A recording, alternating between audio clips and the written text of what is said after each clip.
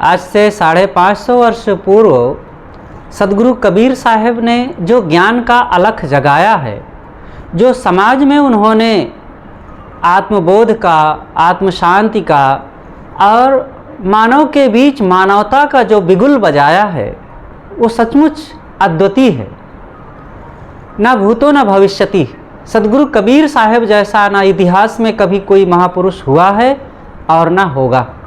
उन्होंने जो काम कर दिया है, जो बातें कह दिया है, जो प्रकृति के तथा मानवता के हित में जो कुछ निर्णय दिया है, वो अद्वितीय है। उनकी परंपरा में एक से एक योग्य महान संत हुए हैं। सदगुरु कबीर साहब के तत्काल कुछ समय के बाद ही सदगुरु श्री गुरुदयाल साहब एक महान संत हुए हैं। उन्होंने पारक सिद्धांत का ऐसा कुछ निरूपण किया है और ऐसे कुछ उसकी भूमिका प्रस्थापित किया है कि बहुत ही महत्वपूर्ण रही। उनकी एक छोटी सी पुस्तक है कबीर परिचय नाम से, उसको पढ़ करके देखा जा सकता है। और सदगुरु श्री गुरुदयाल साहब के शिष्य सदगुरु श्री राम रहस साहब जी हुए हैं। उन्होंने पंचग्रंथी नाम की एक बहुत सुंदर भी ग्रंथ लिखा है। और फिर उनके पश्चात सदगुरु श्री पूरण साहब, जो कबीर साहब जी के बीजक की उन्होंने प्रथम टीका किया है। भावात्मक टीका तो पंचग्रंथी ही मानी जाती है, लेकिन जो विस्तार से व्याख्यायित किया गया है वो सदगुरु श्री पूरण साहब जी की रचना त्रिज्या नाम से है। और फिर उनके पश्चात श्री काशी साहब, सदगुरु श्री विशाल साहब, सदगुरु लाल साहब, सदगुरु श्री निर्मल साहब और अनेक ऐसे संत होते रहे। और वर्तमान में अभी जिनकी छत्र छाया में रह करके हम लोगों ने सदगुरु कबीर साहब के इन विचारों को आत्मसात किया, सीखा, समझा, ज्ञान बोध विचार की, जहाँ से अनेक प्रकार की ऊर्जा प्राप्त करते थे। उन्होंने सैकड़ों ग्रंथों को लिख करके जो समाज को दिया है, वे हैं सदगुरु श्री अभिलाष साहब। इस प्रकार से पारक सिद्धांत अनेक संतों, महापुरुषों, ग्रंथों, विचारों और युक्तियों से अत्यंत संपन्न है। यहाँ पर आध्यात्मिक बीज इस प्रकार से बिखरे हैं, फैले हुए हैं और व्यवस्थित हैं कि जिसके बारे में कहा ही नहीं जा सकता है। उन्होंने आत्मज्ञान, सदाचार, कर्म फल भोग और पुनर्जन्म और जड़ चेतन निर्णय, इन सब बातों पर इतना समाधान किया है कि अगर समझा जाए तो बहुत कुछ इससे सारी सामग्री मिल जाती है। फिर भ्रम भटकाव की कोई गुंजाइश ही नहीं रह जाती है। इसी क्रम में बुरहानपुर में सदगुरु श्री रामस्वरूप साहब जी एक महान संत हुए हैं, जिनका अभी सन 1995 में निधन हुआ। उनके एक संत हुए हैं शिष्य के रूप में सदगुरु श्री अमोही साहब जी, जो बहुत ही प्यारे और बहुत ही आत्मलीन, वैराग्यवान तथा अंतर्मुख संत हैं।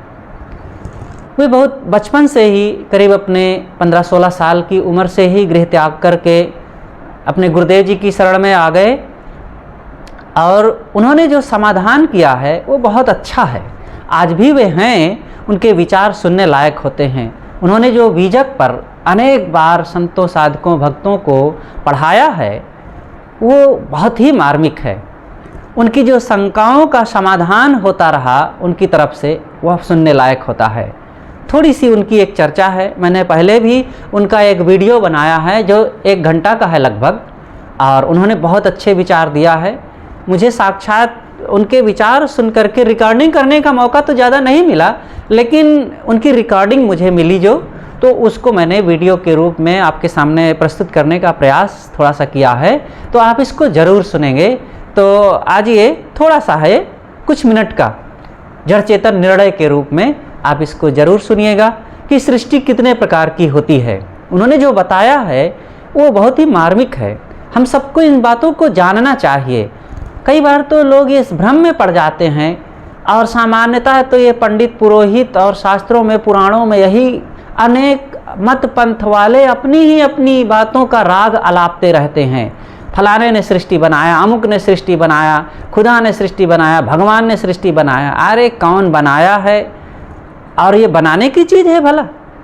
और कोई आकर के धरती आसमान को बना दिया, मैटर कहाँ से आया है? और जो बनाया है तो बनाने वाला, इसका मतलब पहले से था तब बनाया, तो बनाने वाला जब था तो कहाँ था? अगर ये सृष्टि थी ही नहीं, किसी ने बनाया, तो बनाने वाला कहाँ था, कहाँ पर खड़ा होकर के बनाया और क्या क्या चीज़ लेकर के बनाया।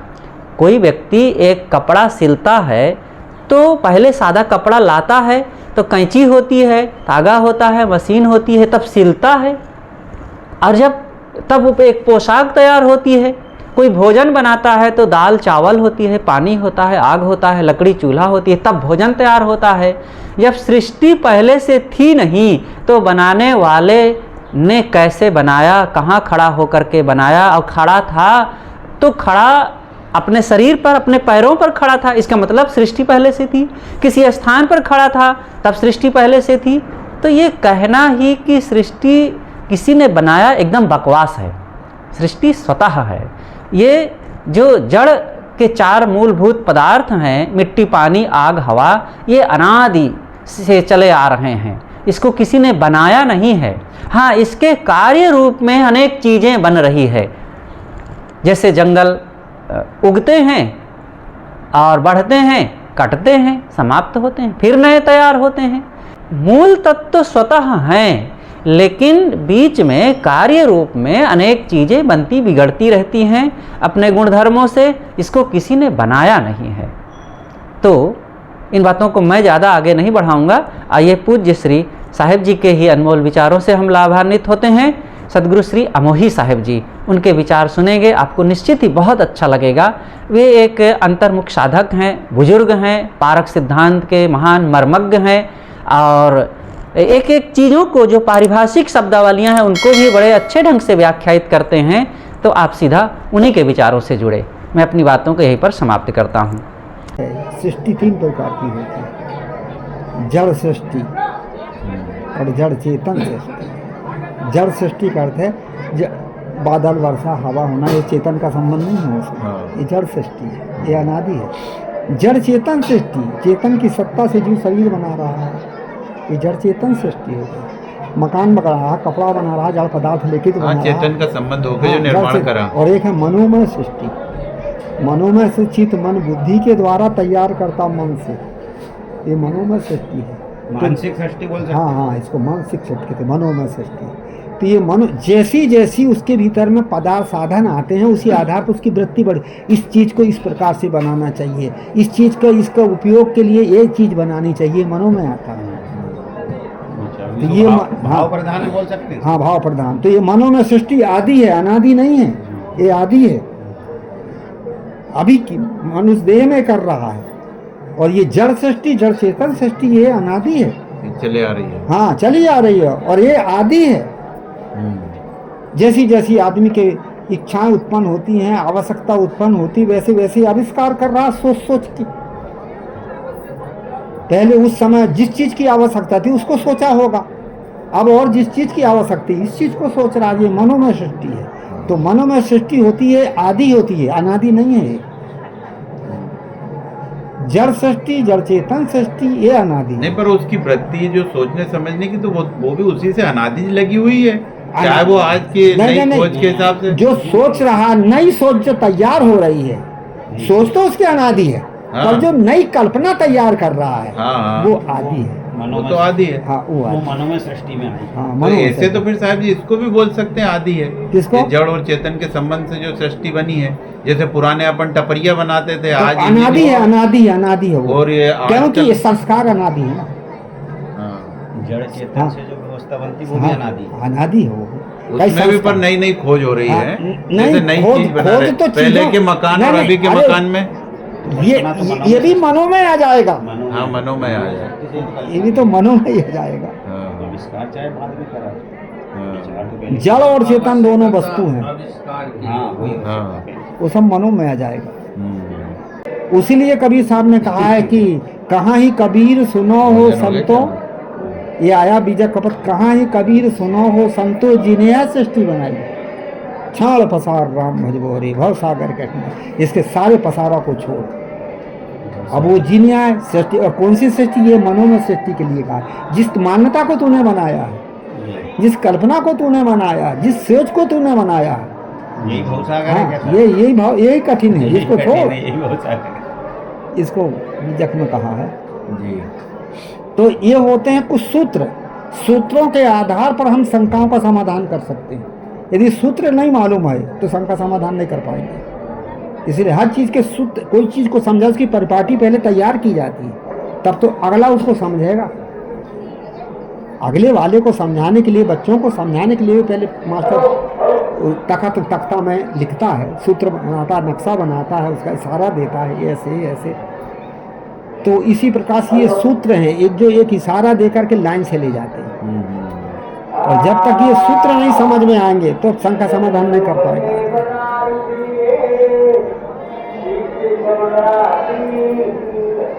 बीरबल और बादशाह की एक मैंने बात सुनी थी साहब जी, वो बीरबल को सब होशियार समझते थे। हाँ। तो बीरबल से बोला कि तू तो बहुत, तेरे को राजा होना था। बोले कि मतलब तू राजे से ज्यादा ज्ञानी है। तो बीरबल ने बोला नहीं, मैं राजा से ज्ञानी नहीं हूँ। ज्ञानी वो होता है जो ऐसे ऐसे प्रश्न लाता है कि बहुत कठिन पड़ते हैं मेरे को। तो वो कम ज्ञानी है क्या? राजा प्रश्न तो वही लाता है, अब मैं तो उत्तर देता हूँ उसका।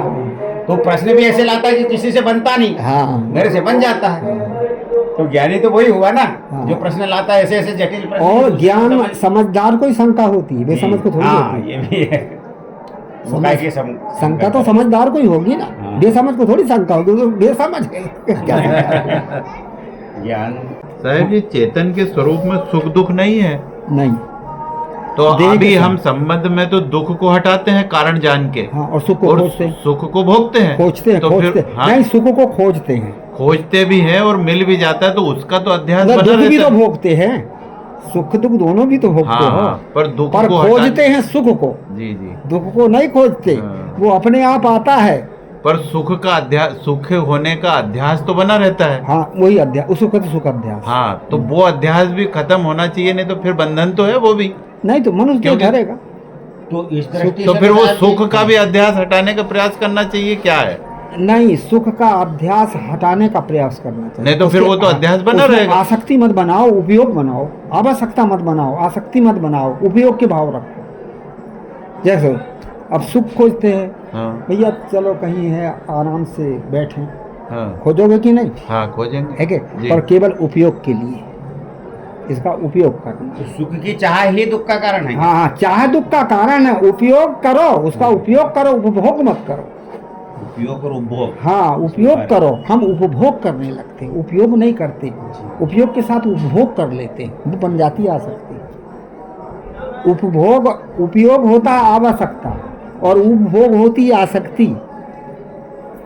उपयोग होता है आवश्यकता और उपभोग होती है आसक्ति। आवश्यकता की जरूरत है, अरे भूख लगी तो आवश्यकता की जरूरत है कि नहीं? उपयोग खा लिए, अब बढ़िया दाल थी, बढ़िया मिठाई थी, वो बढ़िया होना चाहिए, वो भीतर बन गई, वो उपभोग बन गया। उसके बाद में संस्कार, हाँ, अध्यास, हाँ, वो फिर संस्कार और बन मिलना चाहिए वैसे गया। ही। और मिलना चाहिए, फिर वैसे ही होना चाहिए, और इससे और मिलना चाहिए, इससे अच्छी मिलना चाहिए, अच्छी लगी तो और मिलना चाहिए। पेट भर गया फिर भी खा लो। भौतिक वस्तुओं का उपयोग होता है पर उपभोग मत बनाओ। आवश्यकता होती है जीवन है तो, पर आसक्ति मत बनाओ। वो एक कभी कभी मैं उदाहरण देता हूँ कि एक महात्मा जी से किसी ने पूछा, गुरु जी आवश्यकता आसक्ति में कितना अंतर है और ये क्या क्या कराती है? तो महात्मा ने कहा, भैया मैं बाहर जा रहा हूँ, थोड़ा मैदान में बैठूंगा, चल वहीं बता दूंगा। चल दिया वो। अब महात्मा जी ने क्या काम किया कि एक फल रख लिए थे, एक पिंजड़ा रख लिए थे। एक मैदान में दोनों बैठ गए झाड़ के नीचे। महात्मा ने फल को रख दिया और बगल में पिंजड़ा भी रख दिया, क्या बैठ जाए यहीं पर। बैठे, एक तोता आया, उड़ते उड़ते बाहर के फल को खा लिया, पिंजड़ा की तरफ देखा ही नहीं। अब दूसरे दिन फिर महात्मा ले गए कि अब और कल भी चल। अब दूसरे दिन जब गए, अब के बार महात्मा 2 फल ले गए थे। एक फल पिंजड़े के बाहर रख दिया था, एक फल पिंजड़े के अंदर। तोता उड़ते आया, बाहर के फल को तो खा लिया, पर भीतर के फल के लिए चोंच मार मार के मर गया। उसने कहा, महाराज मैंने पूछा था आवश्यकता आसक्ति में कितना अंतर, आप बताते नहीं है। कब बता तो रहा था 2 दिन से। वही तो है। तो कैसे? क्या पहले दिन क्या किया था? क्या आपने पिंजड़ा बगल में रख दिया, उसे बल फल रख दिया, तोता आया, फल को खा लिया और पिंजड़े को देखा ही नहीं करती, ताकि आवश्यकता पूरी हो गई थी। क्या दूसरे दिन क्या किया? क्या दूसरे दिन आपने 2 फल रखे थे, एक बाहर रख दिए थे भीतर, तोता बाहर के फल को खा लिया और भीतर के फल के लिए चोंच मार मार के मर गया। महात्मा ने कहा उसकी बाहर के फल से तो आवश्यकता पूरी हो गई थी, पर आसक्ति के कारण भर भर के मर गया। तो आवश्यकता तारती है, आसक्ति मारती है। आवश्यकता शरीर की है, आसक्ति मन की है। तो अब हम यहीं रहे साहब जी, घर नहीं जाए, चोच नहीं मारे? नहीं नहीं, वो जाने आने से वो मतलब नहीं, और यहीं रहे हो, उधर लगा रहा तो उधर कोई दूसरा चोच मार दे तब नहीं, यहीं से मन उधर ही भाग रहा हो। तो एक दोहा आया बड़ा, घर छोड़े घर घर फिरे जी। एक दोहा है, हाँ हाँ। घर छोड़े घर घर, वो में है कि किसी महिला की किसी पति ने कहा होगा कि मैं अब घर छोड़ करके बाहर जाऊंगा, त्याग वैराग से रहूंगा। तो पत्नी उसको रोकती है, कहती है घर छोड़े घर घर फिरे, घर ना छोड़ो नाथ। घर को छोड़ो और तुम्हारा मन घर को फिर रहा है, आसक्ति बस, मत घर छोड़ना। और घर छोड़े घर में रहे तब तुम हो सनाथ। और घर को तो घर छोड़े घर में रहे, घर में तो रह रहा पर भीतर में बाहर के घर को छोड़ दिया है, बाहर के घेरा में नहीं जा रहा है, तब तुम सनाथ हो जाओगे। तो घर छोड़े घर में घर घर फिरे, घर ना छोड़ो नाथ। और घर छोड़े घर में रहे तब तुम हो सनाथ। भीतर की आसक्ति को छोड़ के यदि तुम घर में ही हो तब तो सनाथ हो जाओगे। और बाहर छोड़ ही दिया और मन घूम रहा हो तो कैसे होगी?